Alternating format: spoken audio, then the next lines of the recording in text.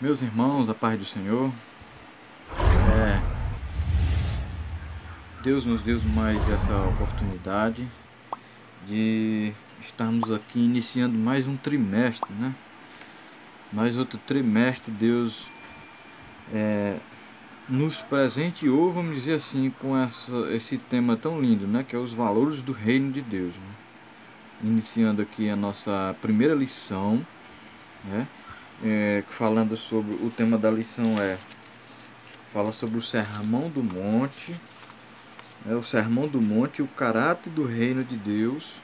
Hoje nós vamos aprender um pouco sobre o Sermão do Monte, sobre as lições que ele traz, sobre o caráter do que caracteriza o reino de Deus, né? O que é reino de Deus, o que significa o Sermão do Monte, para quem foi destinado o Sermão do Monte e os aspectos dele, tudo que envolve essa temática aqui do reino de Deus, né?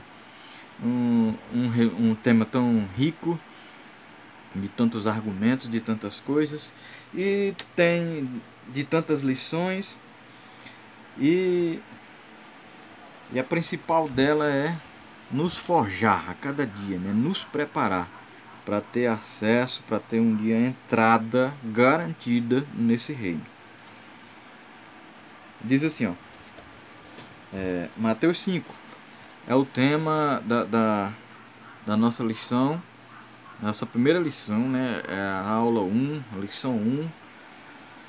E o nosso tema, a nossa lição base, nosso texto base, melhor dizendo, hoje é que em Mateus 5, do 1 até ao 11, nós vamos ler. E essa minha versão que eu tenho aqui é uma NVI, mas o sentido é o mesmo, muda um pouco as palavras, né, mas tem algumas coisas mais claras. Mas o sentido é o mesmo. Você que tem a sua João Ferreira de Almeida ou qualquer outra versão, acompanha aí também. Diz assim, ó: vendo as multidão, Jesus subiu ao monte e se assentou. Seus discípulos aproximaram-se dele e ele começou a ensiná-los, dizendo: bem-aventurados os pobres em espírito, pois deles é o reino dos céus. Bem-aventurados os que choram, pois serão consolados. Bem-aventurados os humildes, pois eles receberão a terra por herança. Bem-aventurados que têm fome e sede de justiça, pois serão satisfeitos. Bem-aventurados os misericordiosos, pois eles obterão misericórdia. Bem-aventurados os puros de coração, pois eles verão a Deus.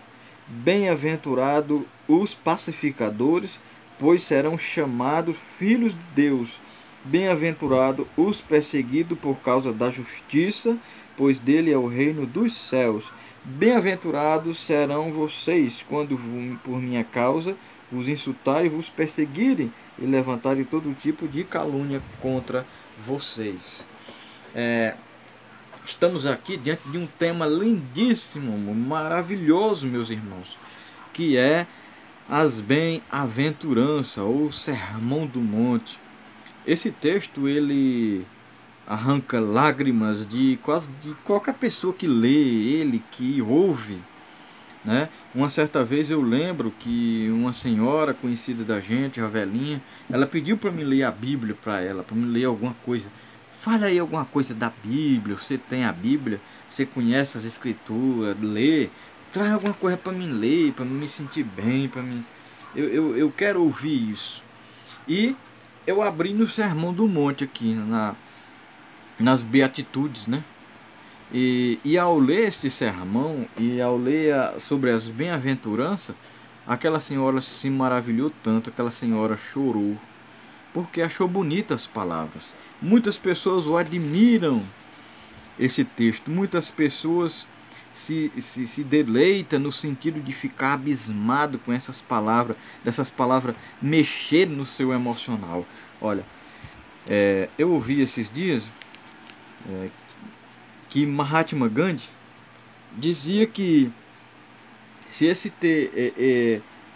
toda a Bíblia fosse perdida, todos os livros do mundo fossem perdidos, se perdesse, e somente existisse o Sermão do Monte, tudo estaria salvo. Que belas palavras, né? São palavras lindas. Há alguns teólogos, alguns reformadores, alguns exegetas, alguns biblistas, alguns estudiosos da Bíblia Sagrada, outras teorias, como outras teologias, melhor dizendo, como uma teologia liberal, acredita que isso é impossível de ser praticado, né?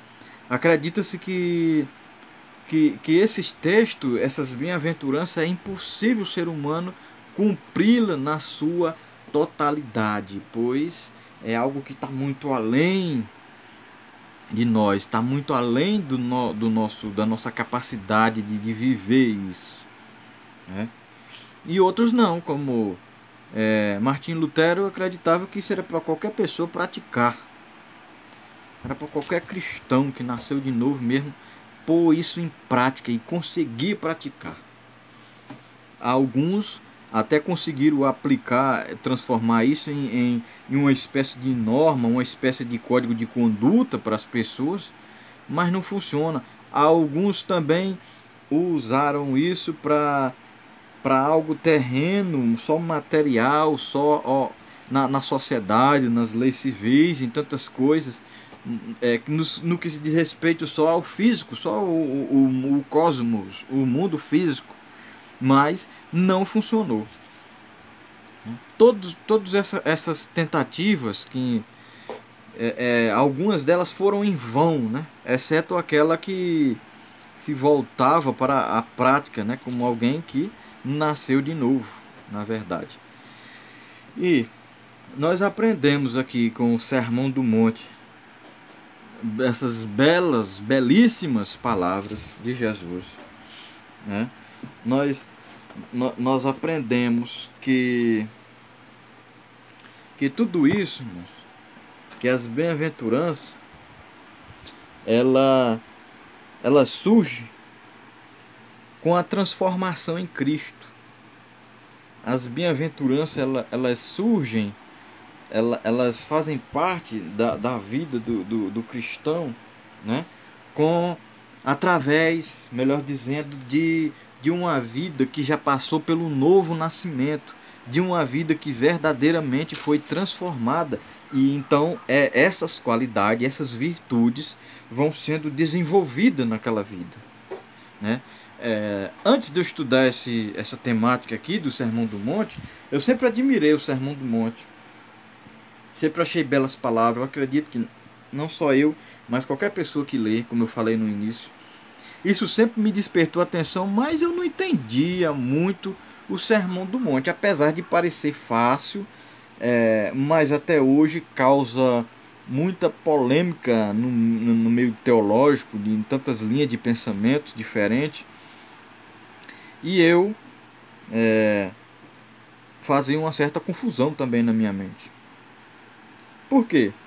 Entendendo dessa forma agora, como eu entendi, lendo esta lição, aprendendo aqui hoje, antes disso, eu entendia que o Sermão do Monte era como fosse uma escalada, certo? Era uma escalada de coisas, de virtudes, de princípios que eu tinha que seguir para me levar até Deus, para me chegar até Deus. E na verdade o que nós aprendemos com essa lição é o seguinte, é que não é assim. É que aqui é de alguém que já teve a experiência do novo nascimento, uma transformação, e alguém que está posicionado em Cristo através do novo nascimento. Aquele novo nascimento lá que Cristo disse para Nicodemos, que é da água e do Espírito, né? Então era através desse novo nascimento que essas coisas iam desabrochando na vida da pessoa, ia na verdade surgindo, né? Isso ia habitando no seu coração, isso ia fazendo parte da sua vida diária. Não era só para ler, para me meditar, achar bonito, desejar aquilo, pensar e imaginar. Agora eu vou fechar os olhos e imaginar isso aqui, e aí então a minha vida vai estar mais espiritual. Não, né? Era totalmente diferente, mas partia de um coração limpo. Isso era voluntário, saindo de um coração transformado pelo novo nascimento, um coração cheio de salvação, cheio de Deus, cheio da palavra, e totalmente transformado, né? Primeiro ponto, nós vamos ver a estrutura do Sermão do Monte, né? Essas palavras elas têm, irmãos, impacto, elas impactam muito em um coração que realmente Jesus habita nele, que realmente Jesus mora. Em Provérbio diz: de tudo que se tem guardar, guarda o teu coração. Ou seja, o coração é a sede de tudo, é os sentimentos, é a alma, é as decisões do homem, é a vida, é as suas ações, parte dele. Tudo, toda tomada de decisão, tudo que ele planeja, tudo que ele coloca em prática vem do seu coração. Por isso Provérbios manda guardar o coração. Não estou lembrado bem aqui a referência, mas é assim, que manda guardar de tudo que se tem de guardar. Ele disse: guarda o teu coração, né? E então é a nova natureza. É o que nós vemos aqui em 1 Pedro 1,23. Quero ler aqui, são textos em 1 Pedro 1,23, para os irmãos entenderem melhor, irmãos, que é um coração agora em que não é mais o velho eu, a velha natureza, como está lá em Provérbio 4, do 20 ao 25, que foi despido o velho homem e agora revestido de um novo homem. Então é esse coração despojado dessas coisas, é esse coração que realmente foi liberto, que tem a verdadeira felicidade. É aí onde brota, é aí onde, melhor dizendo, onde vai surgindo, onde vai,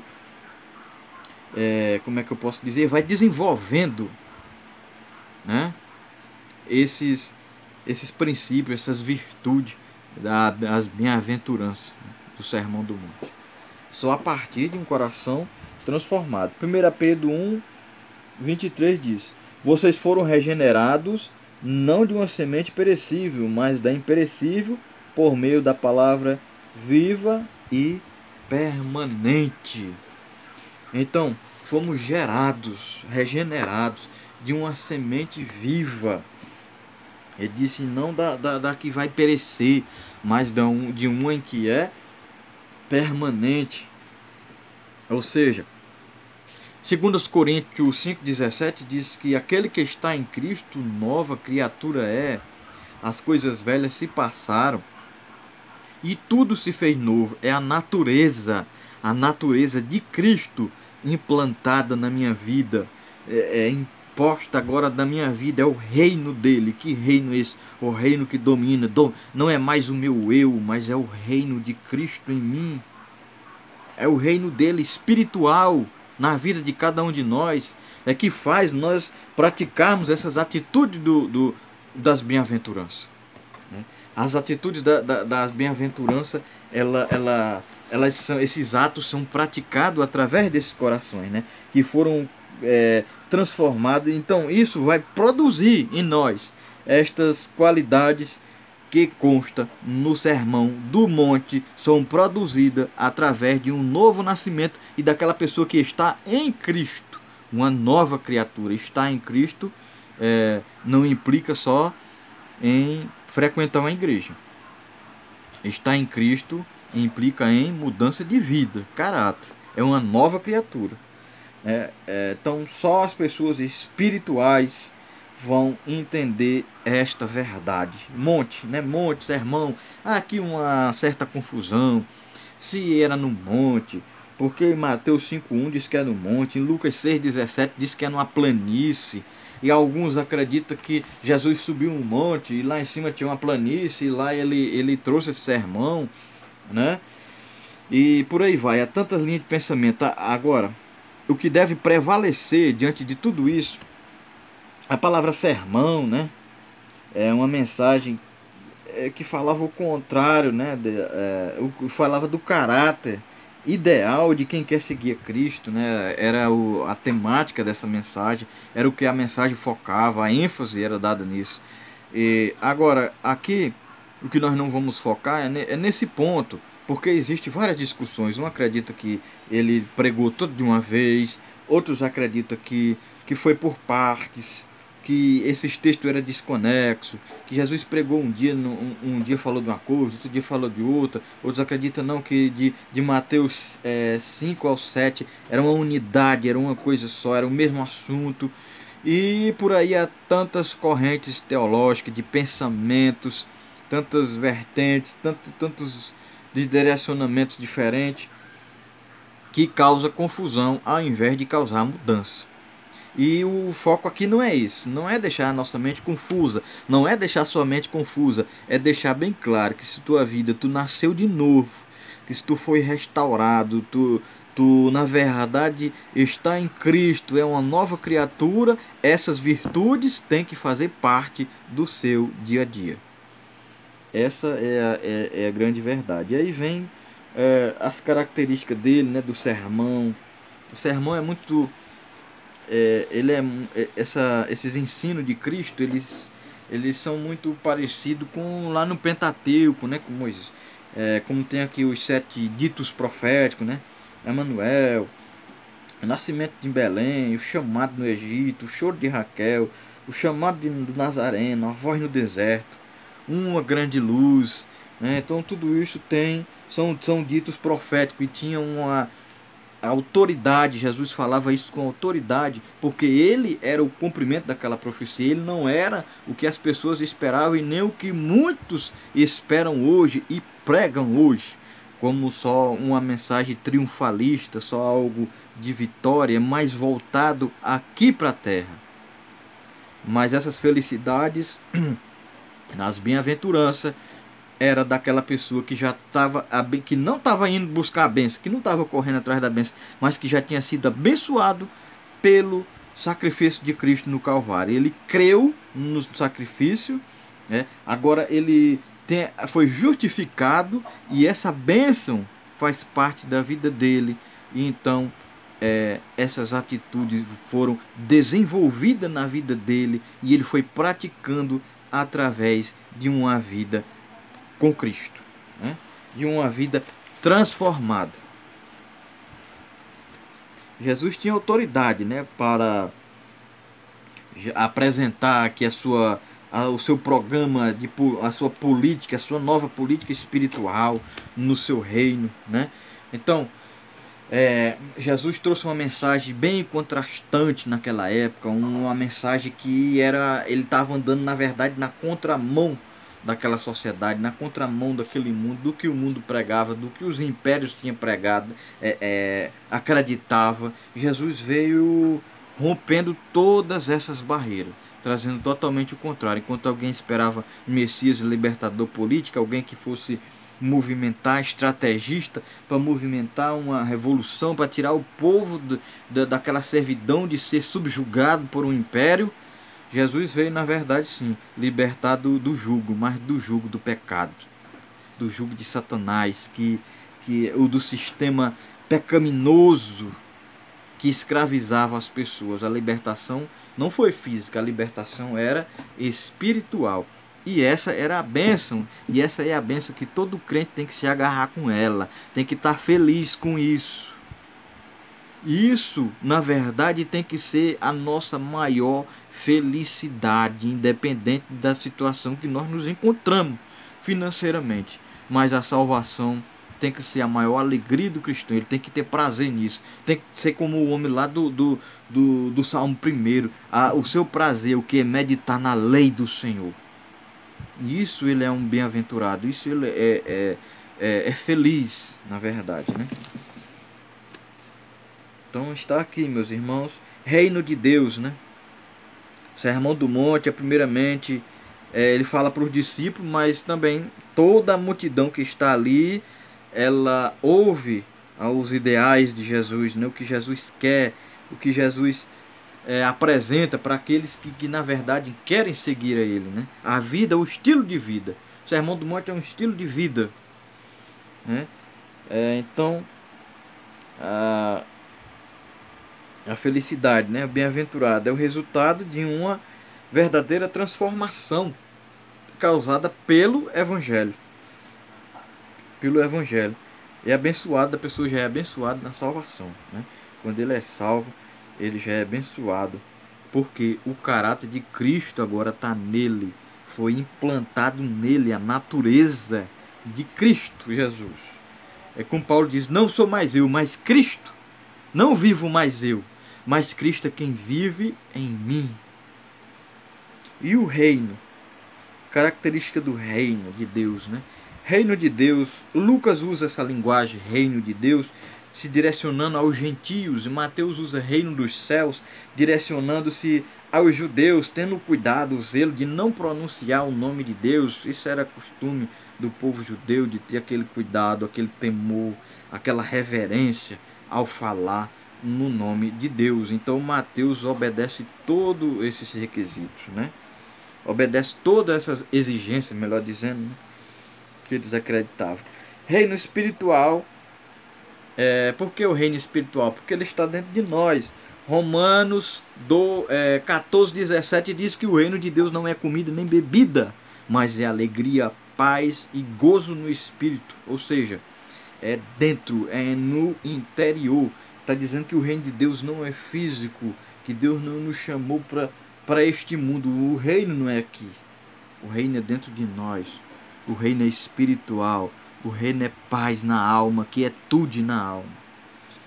E esperança de vida eterna. E escatológico porque ele também está se referindo ao mundo. O reino de Deus também se refere ao mundo restaurado futuramente, né, no milênio, em que aí sim será um reino visível e será um reino físico de Cristo aqui na terra. É o seu reino, né? E as qualidades, isso aqui é de quem foi transformado, né? E envolve também a sua ética, né? O ensino de Cristo envolve tudo. Ele é feliz pela vida que tem, e é a palavra que está dentro dele, né? Essa é a verdadeira felicidade. Esse é, na verdade, o motivo pelo qual somos bem-aventurados. É a palavra que está em nós. É o reino de Cristo que está em nós. Não é mais o nosso eu, como Paulo diz, eu não sou mais eu, mas Cristo vive em mim.